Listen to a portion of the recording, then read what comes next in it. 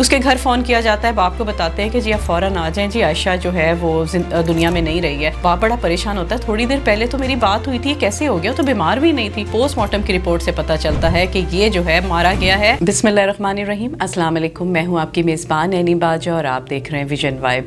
जी तो नाज़रीन, आज हम बताने लगे हैं सरगोदा की एक कहानी जिसके सरबरा जो घर का है उसका नाम है शाहिद, उसकी बीवी होती है शुमाइला। अब ये मियाँ बीवी हैं, इनकी शादी को हो गए 12 साल का जो है वो एक अरसा गुजर जाता है। जब ये 12 साल का अरसा गुजरता है तो उसमें आप देखते हैं कि जब ये कोई भी माहौल हो, हमारे यहाँ का हो, कहीं का भी हो, पर शादी के बाद फ़ौरन होता है कि जी आपके घर औलाद हुई है, बेटा हुआ है, बेटी हुई है, या इस तरह की कोई ख़बर हो तो खुशखबरी समझ के पूछा जाता है। तो इसी तरीके से शाहिद और शुमाइला की शादी को 12 साल हो गए थे, पर जैसे जैसे टाइम गुजरता गया, साल का अरसा, 2 साल का अरसा, कि अब शुमाइला को औलाद हो जाएगी, अब हो जाएगी, तो ससुराल वालों के भी ताने शुरू हो गए। तो उनसे तंग आकर जी वो पीरों के पास जाते हैं मियाँ बीवी, वहाँ पर जी दम करवाया जाता है, तावीज़ गंडे करवाए जाते हैं कि किसी तरीके से औलाद हो जाए। कभी पीरों के जाते हैं, कभी मन्नतें मानी जाती हैं कि औलाद हो जाए, मुख्तलिफ जगह पे जाते हैं, मुख्तलिफ दरबार पर जाते हैं, डॉक्टरों के जाया जाता है, हकीमों के जाया जाता है, पर जो होता है कि उसको औलाद नहीं होती। और ये जो है 8 साल में मतलब ये सब चीज़ें जो हैं इंक्लूड होती हैं, और इसमें देखा जाता है डॉक्टर्स को कोई असर नहीं हो रहा, हकीमों का कोई असर नहीं हो रहा, तो उसकी औलाद नहीं होती। आखिरकार 12 साल का अरसा गुजर जाता है और ससुराल वालों के ताने जो हैं वो दिन ब दिन बढ़ते चले जाते हैं। यहाँ तक हो जाता है कि शाहिद को कहा जाता है कि भाई शुमाइला को तलाक दे दी जाए, शुमाइला को तलाक होनी चाहिए ताकि तुम दूसरी शादी करो और तुम्हारी नस्ल बढ़े और तुम्हारे घर औलाद पैदा हो। तो ये शुमाइला बड़ा डिप्रेस होती है, कहती है कि ये क्या बात हुई। मुख्तलिफ लड़ाइयाँ भी आपस में होती हैं, पर वो ये है कि औलाद की नेमत से महरूम है, तो वो क्या करे। तो आखिरकार पूरी फैमिली में ये एंड पे ये फ़ैसला होता है कि जी शाहिद जो है वो शुमाइला को तलाक नहीं देगा, पर जो है वो जल्द अज जल्द शाहिद की दूसरी शादी कराई जाएंगी। इस पर शुमाइला जो है वो हंसी खुशी राज़ी हो जाती है और कहती है भाई मुझे कोई प्रॉब्लम नहीं, बल्कि रिश्ता देखने में मैं साथ जाऊँगी। जब ये बात हो जाती है तो पूरी फैमिली मिलती है, जिसमें शाहिद शुमाइला सब मिल के जो है वो जहाँ जहाँ रिश्ते का पता चलता है वो घर के बाहर भी औरतों को कह देते हैं, मोहल्ले में भी रिश्ते वाली भी लगवा लेते हैं कि हमें जल्दी जल्दी कोई अच्छा रिश्ता मिल जाए। तो रिश्तों का सिलसिला शुरू हो जाता है जब ये शुमाइला को साथ लेके जाते हैं और वहाँ पे बताया जाता है कि भाई हम शाहिद की शादी दूसरी करवा रहे हैं और औलाद के लिए करवा रहे हैं, और पहली बीवी को तलाक नहीं दी, ये साथ मौजूद है।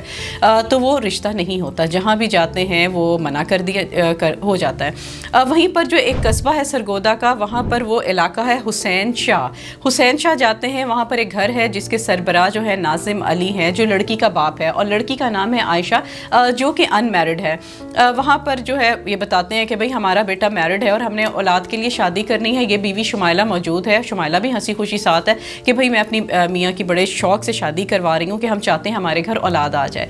और वह एनवायरनमेंट इतना अच्छा होता है, फैमिली भी साथ होती है। आखिरकार जो है नाजिम अली मान जाते हैं, पर शराइत ये रखी जाती हैं कि जी हक महर जो लाखों में लिखवाया जाएगा। सेकंड नंबर पे कहा जाता है कि जो है वो जो प्लाट है, जो ज़ाहिर शाहिद की ज़मीनें हैं, प्लाट है, उसमें से एक प्लाट जो है आयशा के नाम किया जाएगा। तीसरी शर्त रखी जाती है कि लड़ाई जो है वो आयशा की जानिब से हो या शाहिद की जानिब से हो, पर पैसे जो हैं वो आयशा को ही मिलेंगे नाराज़गी की सूरत में भी। ये तीनों शर्तें रखी जाती हैं, वो मान जाते हैं, स्टाम्प पेपर आता है, सिग्नेचर होते हैं, और आखिरकार जो है वो निकाह हो जाता है। निकाह होता है, हंसी खुशी आते हैं, और इनका जो निकाह रहता है वो 8 माह रहता है। और 8 माह के जो दौरान है, 4 माह बिल्कुल सही है, जब वो रुखसत होकर जाती है आयशा वहाँ पर, तो सौतन है, उसने बड़ा कमरा सजाया हुआ है, बड़ा एनवायरनमेंट अच्छा है, उसके लिए कपड़े लाए जा रहे हैं, हंसी खुशी के लग ही नहीं रहा ये सौतन है, बिल्कुल बहनों वाला किरदार वो अदा करती है।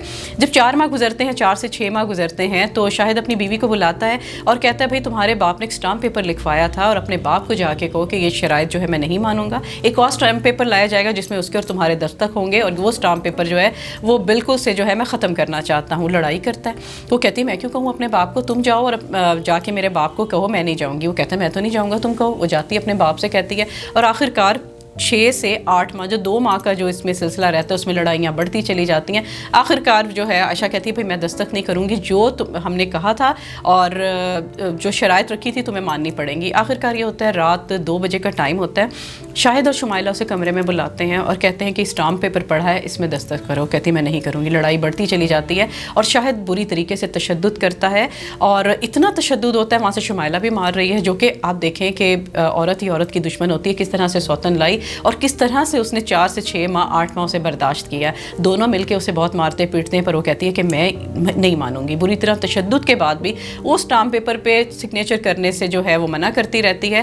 انہیں اتنا شدید غصہ آتا ہے کہ رسی پکڑتے ہیں اور رسی سے اس کا گلا جو ہے وہ دبا دیا جاتا ہے. اسے موت کے گھاٹ جو ہے وہ سلا دیتے ہیں. سوتن اور میاں نے مل کے جو 18 سالہ جو عائشہ ہے اس کو مار دیا جاتا ہے اور اس کے بعد صحن میں چرپائی پر اس کی وہ لاش کو لا کے رکھا جاتا ہے. پوری فیملی اکٹھی ہوتی ہے, انہیں پتہ ہوتا ہے بھئی کیا ماجرا ہے, پر یہ بتایا جاتا ہے کہ یہ پریگننٹ تھی, قدرتی موت تھی, پریگننٹ نہیں قدرتی موت کی وجہ سے اس کے بچہ نہیں ہو رہا تھا اور بچہ نہ ہونے کی وجہ سے وہ ڈپریس تھی اور قدرتی طور پر وہ موت ہو جاتی ہے. اس کے گھر فون کیا جاتا ہے, باپ کو بتاتے ہیں کہ جی آپ فوراً آ جائیں, جی عائشہ جو ہے وہ دنیا میں نہیں رہی ہے. باپ بڑا پریشان ہوتا ہے, تھوڑی دیر پہلے تو میری بات ہوئی تھی, کیسے ہو گیا, تو بیمار بھی نہیں تھی. باپ فوری پہنچتا ہے, جب اپنی بیٹی کو دیکھتا ہے تو جو اس کی گردن ہوتی ہے, گردن پہ وہ جب آپ رسی سے گلا دباتے ہیں تو وہ پورا ایک وہ نشان ہوتا ہے. وہ دیکھتا ہے, وہ کہتا ہے نہیں بھائی 15 پہ کال کی جاتی ہے, متعلقہ تھانے والے آتے ہیں اور جو ہے وہ اس کو لے جاتے ہیں وہاں پر. مطلب سب وہاں پر آئے ہیں, پھر اس کا پوسٹ مارٹم ہوتا ہے. پوسٹ مارٹم کی رپورٹ سے پتہ چلتا ہے کہ یہ جو ہے مارا گیا ہے. اس کے گھر فون کیا جاتا ہے, باپ کو بتاتے ہیں کہ جی آپ فوراً آ جائیں, جی عائشہ جو ہے وہ دنیا میں نہیں رہی ہے. باپ بڑا پریشان ہوتا ہے, تھوڑی دیر پہلے تو میری بات ہوئی تھی, کیسے ہو گیا, تو بیمار بھی نہیں تھی. کہہ رہے ہیں کہ جی اولاد نہیں ہو رہی تھی, اس کو بھی ڈپریشن میں تھی, قدرتی موت سے مر گئی. جب پوسٹ مارٹم کی رپورٹ آتی ہے اس میں یہ چیز جو ہے منظر عام پر آ جاتی ہے. محلے والے بتاتے ہیں کہ یہ پریگننٹ تھی اور 3 ماہ کا بچہ جو تھا وہ اس کے پیٹ میں تھا, اس کو ڈپریس کیا جاتا تھا, لڑائی کی اکثر آوازیں آتی تھیں. تو اس طرح سے یہ جو کیس ہے وہ چل رہا ہے, دونوں گرفتار ہو کے جیل کے اندر ہیں. پر جب اس کا اینڈ یہ ہے کہ عورت کبھی بھی مطلب سوتن برداشت نہیں کرتی, وہ کسی بھی صورت میں ہو. ایک عورت دوسری عورت کو بالکل برداشت نہیں کرتی, اس لیے رشتے اور یہ فیصلے جو ہیں وہ سوچ سمجھ کے ہونے چاہیے. اب دیکھیں کہ وہ بیچاری 18 سالہ بچی جو ہے وہ اس دنیا سے چلی گئی ہے اور یہ دونوں جو ہیں گرفتار ہو گئے. پوری فیملی کا بیڑا غرق ہو جاتا ہے.